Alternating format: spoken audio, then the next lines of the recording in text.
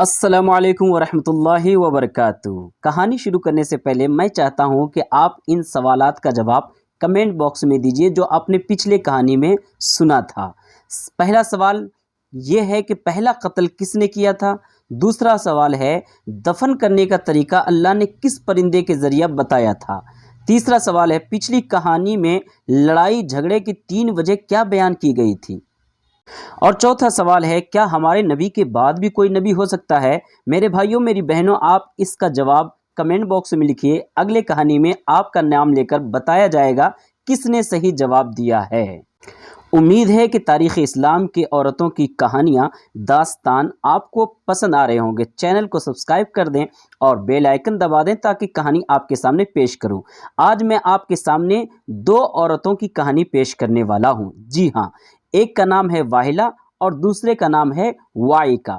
یہ واحلہ حضرت نوح علیہ السلام کی بیوی کا نام ہے اور وائکہ حضرت لوط علیہ السلام کی بیوی کا نام ہے۔ یہ دونوں کافرہ تھیں۔ جی ہاں، یہ دونوں کافرہ تھیں، باوجود کہ یہ دونوں نبیوں کی بیویاں تھیں، مگر دونوں اپنے مقدس شوہروں کے خلاف اور کافروں کا ساتھ دینے والی تھیں۔ واحلہ اپنے قوم سے حضرت نوح علیہ السلام کے متعلق کہتی تھی کہ وہ تو دیوانے ہو گئے معاذ اللہ، اور وائکہ حضرت لوط علیہ السلام کے خلاف جاسوسی کر کے کافروں کو خبریں دیا کرتی تھی۔ اللہ تعالیٰ کو ان کی یہ حرکتیں پسند نہ آئی اور ان کے جہنمی ہونے کا اعلان کر دیا۔ چنانچہ قرآن مجید میں اللہ نے فرمایا، اللہ کافروں کی مثال دیتا ہے، نوح علیہ السلام کی عورت اور لوط علیہ السلام کی عورت وہ ہمارے 2 نیک بندوں کے نکاح میں تھیں، پھر انہوں نے ان سے دغا کی تو وہ اللہ کے سامنے انہیں کچھ کام نہ آئے اور فرما دیا گیا کہ تم دونوں عورتیں جہنم میں جاؤ جانے والوں کے ساتھ۔ چنانچہ یہ دونوں کافرہ عورتیں اس دنیا میں کافروں کے ساتھ ہلاک ہو گئی۔ نوح علیہ السلام کی بیوی طوفان میں غرق ہو گئی اور لوط علیہ السلام کی بیوی بھی اس آفت میں آ کر مبتلا ہو گئی جو اس کے قوم پر آئی تھی۔ تو دنیا میں ہوا یہ، اور قیامت میں جہنمیوں کے ساتھ جہنم میں ڈال دی جائیں گی۔ دوستو، اس سے ہمیں کیا سبق ملتا ہے کہ ایمان اور نیک کام ہر شخص کے لیے ضروری ہے، چاہے وہ کسی پیغمبر کا کتنا بھی مقرب اور عزیز ہی کیوں نہ ہو۔ کفر بہت بری چیز ہے، اگر پیغمبر کی بیوی یا کوئی دوسرا عزیز بھی اختیار کرے تو اس کی سزا سے نہیں بچ پائے گا۔ اسی وجہ سے اللہ تعالیٰ نے ہمارے نبی صلی اللہ تعالی علیہ وسلم سے بھی فرمایا، وَأَنذِرْ عَشِيرَتَكَ الْأَقْرَبِينَ، اے محبوب اپنے قریب تر رشتہ داروں کو ڈراؤ۔ معلوم ہوا کہ انبیاء کرام علیہم السلام، اولیاء کرام کی اولاد اور ان کے دیگر رشتہ داروں کے لیے بھی ایمان اور عمل صالح ضروری ہے۔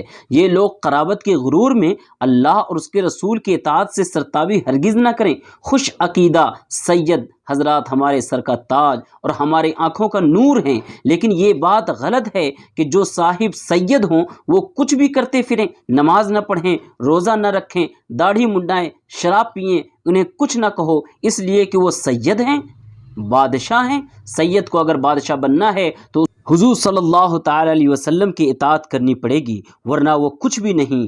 حضور صلی اللہ علیہ وسلم کی اطاعت اگر غیر سید کے لیے لازم ہے تو سید کے لیے بھی لازم ہے، بلکہ بے حد ضروری ہے۔ ریل گاڑی کے 3rd کلاس ڈبے کو اگر لاہور سے کراچی پہنچنے کے لیے انجن کے پیچھے لگنا اور ریلوے لائن پر چلنا ضروری ہے تو 1st کلاس ڈبے کو بھی کراچی پہنچنے کے لیے انجن کے پیچھے لگنا اور ریلوے لائن پر ہی چلنا ضروری ہے۔ اسی طرح اگر غیر سید کو حضور صلی اللہ تعالی علیہ وسلم کے پیچھے لگ کر اتباع کرنا ضروری ہے اور شرعی لائن پر چلنا ضروری ہے تو سید کو بھی حضور کے پیچھے لگ کر ان کی اتباع کرنا، شرعی لائن پر چلنا ضروری ہے۔ جس طرح 1st کلاس کا ڈبہ اگر انجن کے پیچھے نہ لگے تو اسی طرح سید صاحب بھی اگر حضور کے پیچھے نہ لگیں گے تو گمراہی کے یاڑ ہی میں کھڑے رہیں گے، جنت میں ہرگز نہ پہنچ سکیں گے۔ اور اقبال نے کہا، یوں تو سید بھی ہو، مرزا بھی ہو، افغان بھی ہو، تم سبھی کچھ ہو بتاؤ تو مسلمان بھی ہو۔ یہاں ایک اور مسئلہ بھی سمجھ لیجئے کہ ہو سکتا ہے کسی پیغمبر کی بیوی کافرہ ہو جائے، لیکن یہ نہیں ہو سکتا کہ کسی پیغمبر کی بیوی بدکار ہو۔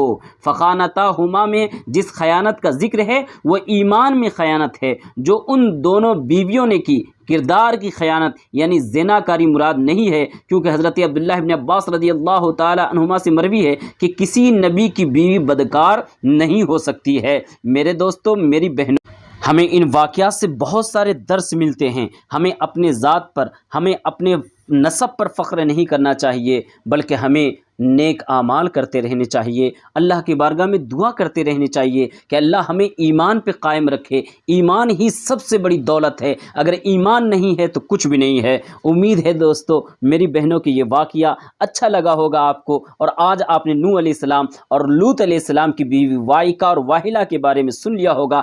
کمنٹ کر کے بتائیے آپ کو ویڈیو کیسا لگا ہے، اور چینل کو سبسکرائب نہیں کیے تو برائے کرم چینل کو سبسکرائب کر دیں اور بیل آئیکن دبا دیں۔ ایسے واقعات میں ہمیشہ آپ کے سامنے تاریخ اسلام کی خواتین کی لاتا رہوں گا۔ السلام علیکم ورحمۃ اللہ وبرکاتہ۔